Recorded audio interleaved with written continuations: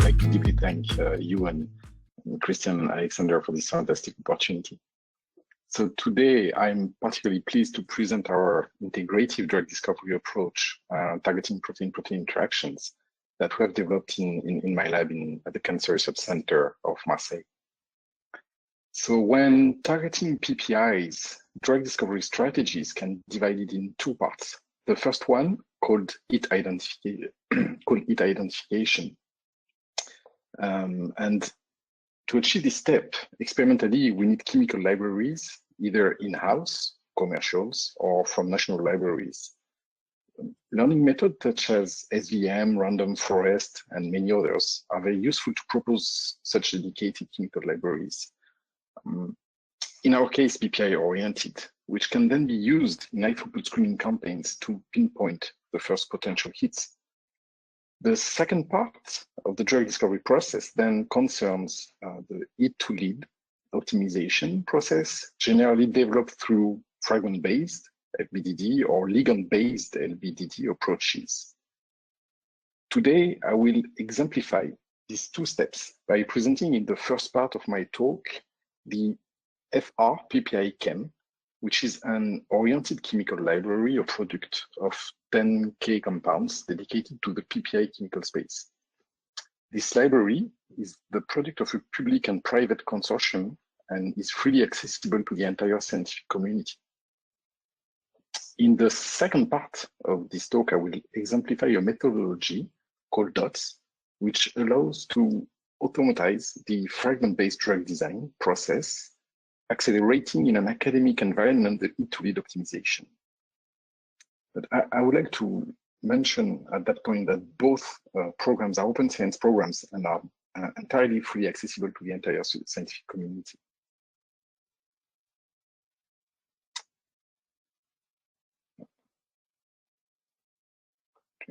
Slide, sorry. Okay.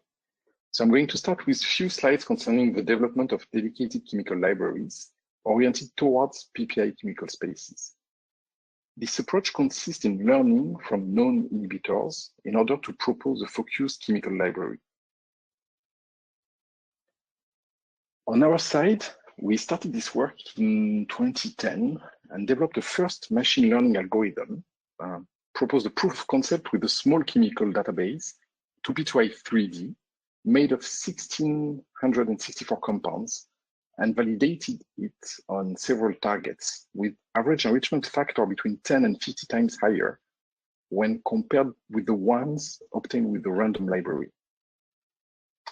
Based on this success, we decided to offer to the entire, to the scientific community a larger version of this chemical library. We built a French national consortium made of academic and private laboratories, made by Jean-Christophe Frein from Eugenics, chemoinformatician, Philippe Roche in my lab, Bruno Hildautrex in Paris Descartes, Olivier Sperandio at Institut Pasteur, Pascal Bonnet in Orléans. And moreover, we worked on this project with two national screening platforms headed by Jean-Claude Guillemot in Marseille and Mario Dilfovarch in Grenoble. This chemical library is now available, plated, and distributed through the ChemBio Screen Consortium. So I'm at your disposal if you would like more information on this subject, but you can also refer to the publication that we released at the end of 2020. So how did we build that chemical library? Briefly, we have designed first a database gathering all known orthosteric protein-protein interaction inhibitors and used standard machine learning approaches to build chemical libraries dedicated to protein-protein interactions. So the FR PPI Chem, in its latest version, consists of a chemical library of 10,314 commercially available compounds. The specificity of this library is that it is freely accessible to the scientific community worldwide. 30 sets of plates have already been distributed worldwide, and we have screened in my lab these 10K compounds on more than 20 PPI targets, driving so far to the identification of several submicromolar inhibitors. So do not hesitate to contact us if you need more information to obtain the plates. So once Chemical database, commercial or homemade, such as the FRPPI-Chem, are ready to be screened. The hit identification process can take place. We usually validate newly identified hits in dose response by using orthogonal techniques such as SPR, microcalorimetry, ITC, or thermal shift assay, TSA, and apply standard medchem filters to prioritize the most promising hits. The best validated hits are then first optimized using commercially available analogs. But I would like here today to take a few minutes to introduce you with our newly original IT2Lead integrated structure-based optimization approach that we have called DOTS, that I will now present in the second part of this talk. So this methodology requires solving the 3D structure of the target with an identified fragment. Having previously encoded a set of n one-step medicinal chemistry reaction in silico, our software will build a focused chemical library, virtual, from commercially available building blocks. A ranking phase will then follow, thanks to the integration in this suite of the sample docking software and of the CSAR software, allowing the selection of the best compounds according to the budget allocated by the user. So once the building blocks have been purchased and received, the robotic synthesis can take place, in general, in our case, in 96 well plates. The resulting molecules are then transferred to the screening platform, which evaluate the inhibition capacity, the IC50s. A new cycle can start again. I will further exemplify such automatized approach, but as example, we're able to complete a full cycle in less than 3 weeks, including the X-ray structure. So how does this work? As I mentioned previously, this methodology requires solving the 3D structure of the target with an identified fragment, or at least to be able to define the core fragment responsible for the observed activity. We will call this core fragment the reference fragment. So once the binding mode is identified, we look for neighboring pockets to add new groups to the fragment. So this neighboring pocket will define the direction of the growing process. Considering this activated fragment, reference fragment, and all commercially available building blocks, it is possible to generate a very large collection of virtual compounds. Obviously, all these compounds are not relevant, nor all are easy to synthesize, and thus not all compatible with medicinal chemistry developments.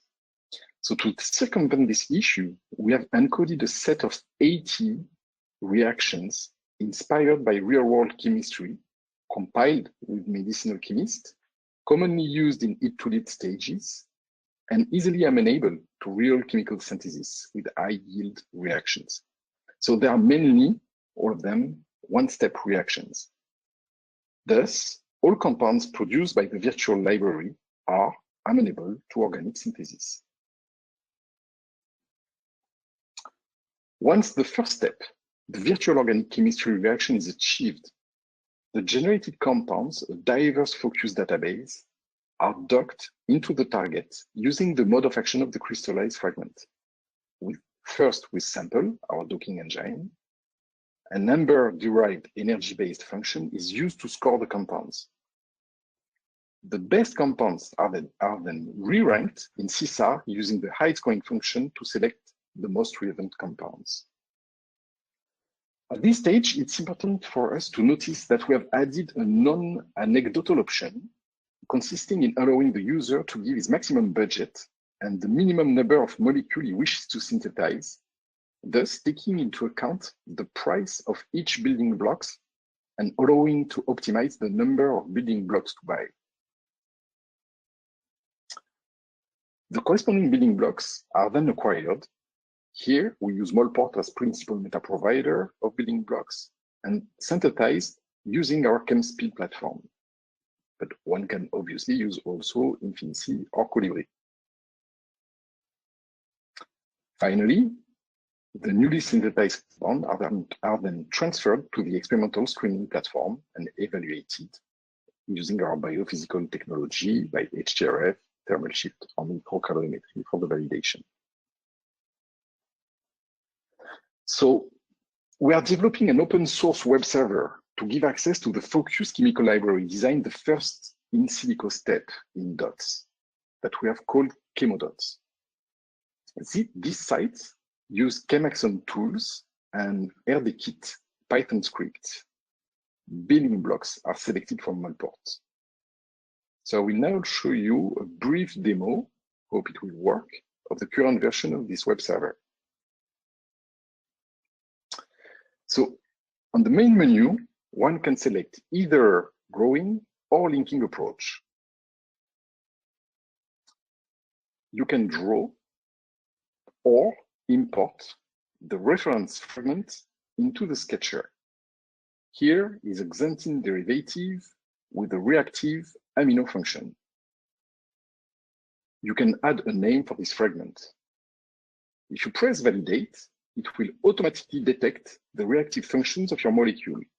Here, a primary amino. You can then generate a list of all chemical reactions compatible with this functional group and select your favorites. For example, here, the formation of sulfonamide. You can then select an unwanted substructure that will be discarded in the final library. For example, let's select the nitro group. Finally, you can select the size of the building block library. The default standard corresponds to a diversity set of building blocks. You then press execute to generate the focus library. This usually takes between 2 to 10 minutes depending on the size of the library and the number of selected reactions. The process has been accelerated here for the purpose of this demo, of course. So you get an output with a variety of information. First, the log file tells you that 636 compounds were generated by Rule 48. No error was detected. 60 nitro-containing compounds were removed, leading to 576 compounds.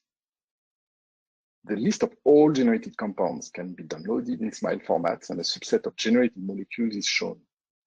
As expected, they all contain the reference substructure. The discarded compound can be downloaded in SMILE's format. A subset of these nitro-containing compounds is shown here. The input parameters are shown also. And finally, the final focus chemical library can be downloaded in SDF or MOL2 formats. They can be used for docking purposes, for example. The MOL-port ID of the corresponding building blocks are also provided in the outputs. So for the linking strategy that use 2 fragments, 2 sketchers are provided. We plan to release an open version of this server in 2023, so stay tuned. Okay, so this worked. So as it's important to demonstrate the value of concept through concrete examples, I now propose to take a few minutes to exemplify the power of the DOTS approach in the development of bromodomain inhibitors. So bromodomains are epigenetic readers, meaning that they can be considered as recruitment platforms. They read acetylated lysine and recruit protein complexes, allowing chromatin remodeling and transcription programs to occur. 61 bromodomains can be found in 46 human bromodomain-containing proteins that are divided in 8 classes. The class 2 contains the bromodomain and extra-terminal protein family made of 4 bed proteins: BRD2, BRD3, BRD4, and BRDT. Each of the bed protein is made of 2 domains, the BD1 and the BD2. Each of them being highly conserved in their own family. So the bed family is an attractive target for the development of potent inhibitors, and particularly in oncology. More than 20 clinical trials are still ongoing. However, most of these trials involved molecules demonstrating palm bed profiles. This bounded profile, such as the one demonstrated by one of the molecule, OTX-015, often exposed thrombocytopenia, among others, as secondary effect, thus limiting their domain of applicability. We thus decided 2 years ago to challenge our concept with the idea to develop selective chemical probes and to characterize the role of each domain of the bed family. To make a long story short, we miniaturized our HTS in 1536 well plates and screened the 10K compound of the FR-PPI-Chem library in parallel on the 2 bromodomain targets at a final concentration of 1 micromolar in the presence of detergent in order to directly identify potential selective compounds of either the first or the second domain. Very high statistics observed here in this assay, and those permitted to compare directly the 2 screens that were run in parallel. We could finally clearly identify 26 BD1 or BD2 selective compounds with IC50 of less than 1 micromolar from the primary screening. For the BD1 selective compound, we selected a xanthine derivative, xanthine fragment as starting molecule that we first optimized, and we challenged our DOTS program by coupling primary activated amine with sulfonyl chloride building blocks in order to generate a chemical library made of sulfonamide derivatives of this xanthine core. 576 compounds were automatically selected, encoded, built, and evaluated by our algorithm without any human input. You may recognize the example that I used earlier during the server demonstration. So sampling by docking engine selected 17 building blocks that we acquired and coupled to the xanthine core fragment. All these 17 compounds were synthesized, evaluated, and validated by ITC and thermal shift assay. All of them demonstrated improved activity, with the best one demonstrating an improved activity of 50 times with a KD of 180 nanomolar. The mode of action was also validated for the 5 best candidates and pinpointed conserved binding modes. Since then, since this first optimization cycle, we have applied 2 DOTS cycles and observed an overall improvement of over 2 logs. This work is under publication and 2 patents have been deposited. Our final selective bed BD1 probe, CRCM 5483, shows a KD of 50 nanomolar by ITC. When analyzed by thermal shift assay, we could observe the variation in the melting temperature of more than 7 degrees for the bromodomain BD1 subdomain in presence of our lead compound, and a variation of 1 degree for the BRD4 BD2 subdomain in presence of the same amount of compound. Moreover, a clear selectivity profile was demonstrated in vitro with an IC50 of 27 nanomolar in HTRF towards BRD4 BD1 and a selectivity ratio close to 100 for the BRD4 BD2 subdomain. A selectivity on target analyzed by the BromoScan and BromoKD elect assay run by Eurofin extended this selectivity with no inhibition observed outside the bed family. Finally, X-ray structure of this compound bound to a BD1 in red permit to explain the basis for this high selectivity ratio with 2 clashes with different side chain at the surface if we superimpose with the BD2 subdomain. Regarding the BD2 selectivity compounds, after 1 round of synthesis, we selected CRCM 5484 as a new bed BD2 selective probe. The corresponding research article was published early this year, if you want more details. This compound demonstrates an IC50 down to 20 nanomolar towards BRD3 BD2 and a selectivity close to 500 times for BRD3 protein. This probe has also been validated as BD2 selective probe in the BromoScan assay with no inhibition outside the BET family. Here again, X-ray analysis allowed us to demonstrate the 3D selectivity profile of this compound when comparing the structure of this compound bound to a BD2 or a BD1 subdomain. Again, the corresponding research article has been published, so if you want more detail, do not hesitate, or you can contact us if you have questions. In summary, and the take-home message from this last slide is that we have developed two highly selective probes, CRCM 5483 and CRCM 5484, that both demonstrate selectivity ratio towards either BD1 or BD2 subdomains. These probes can then be further exploited to investigate their transcriptional roles for the two bromodomains. I propose to spend some time now to show you in preview the most important highlights that we have revealed so far.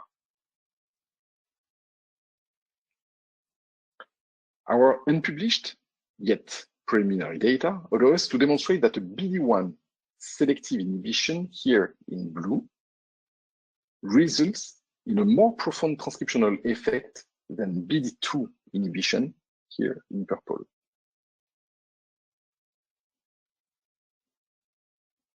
This is true for both downregulation or upregulation effect.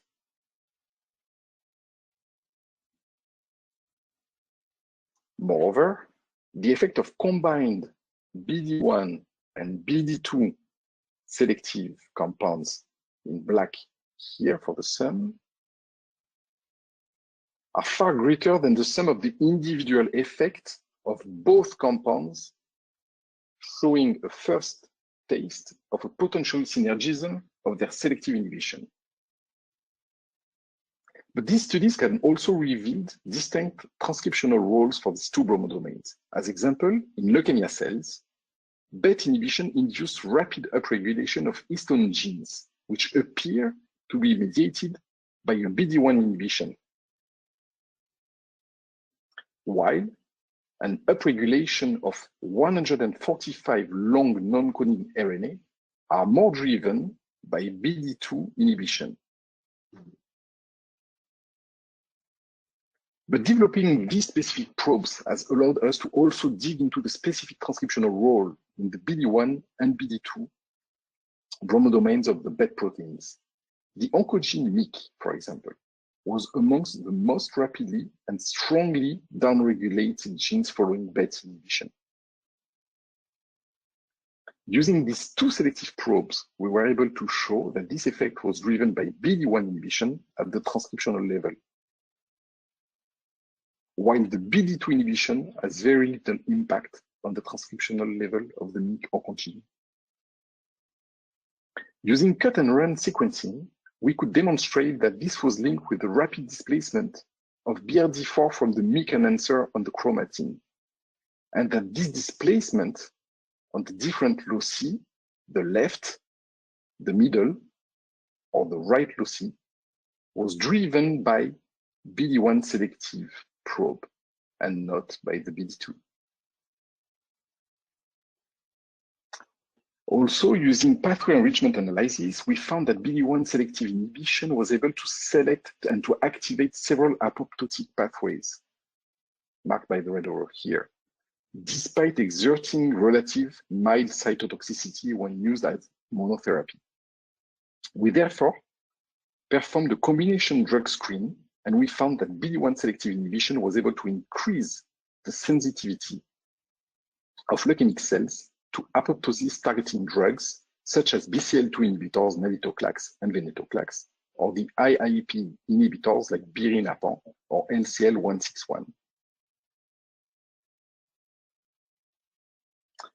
We were finally able to validate the strong synergism between our BD1 selective BET inhibitors and XIAP inhibitor LCL161 in several AML cell lines, as well as 4 patient-derived primary AML cell cultures, suggesting that combining selective inhibition of BD1 bromodomain with apoptosis targeting drugs could represent an interesting therapeutic strategy for AML patients, since the PAM-BET inhibition we observed cytotoxicity effects such as thrombocytopenia. So we are now evaluating the role of these selective probes, and particularly the BD1 selective, in combination with those FDA-approved drugs to evaluate their therapeutic interest as non-toxic drugs towards specific resistance in oncology programming. So, okay, that was a lot of biology, I have to apologize, but I thought that it was important to demonstrate this importance to develop selective probes to exploit the power of chemical biology and explore, for example, the reason of toxicity observed in some clinical trials. So what is next for us in this chemoinformatics program? Let's go back to some computer sciences.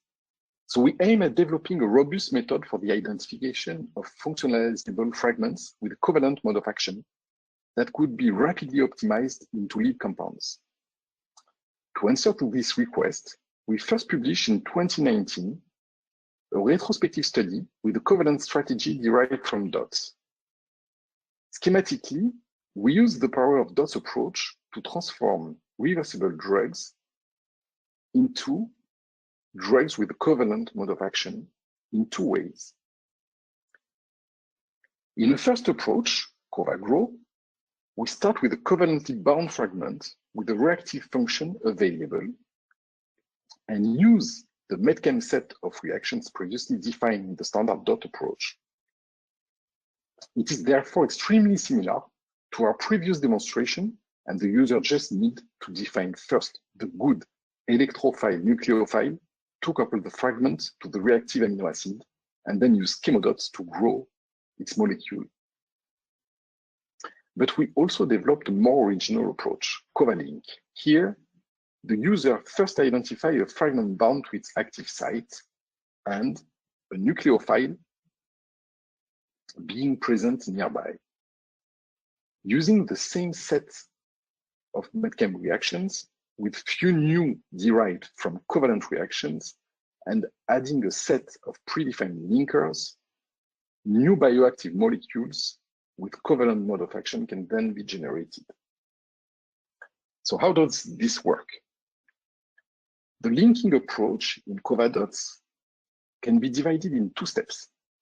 A DOTS, like growing stage, that generate an intermediate focused database, starting from an activated fragment, common medicinal chemistry reaction schemes, and a source of commercially available building blocks.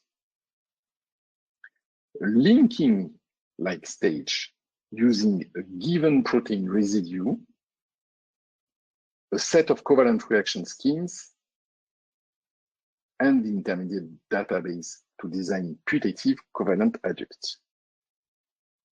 The intermediate focused database, usually composed of several thousand compounds, is used as a source of potential reactive covalent compounds. It should be noted that in the particular case of CovaDOTS, building block must possess both a reactive function and a warhead. So we validated this approach on 3 retrospective cases, 3 different targets, targeting 2 different nucleophilic residues, cysteine and serine. Obviously, this approach can be extended to any other residues. In conclusion, I would like to underline the development of FR-PPI-Chem, a larger version of the PPI-oriented chemical library made of 10,314 compounds freely available. And of the DOTS approach, an automated process for the hit-to-lead optimization through fragment-based drug screening. We have validated this approach on the development of BRDI, PDZ domain inhibitors, and more to come soon. 2 fragment libraries specifically defined and made of 1,000 compounds are also available for fragment screening on our platform. Finally, the CovaDOTS development will permit the elaboration of new compounds with covalent mode of action. either from classic fragment-based growing approaches or using linking approach with already identified high affinity probes. So stay tuned if you want to see more results soon.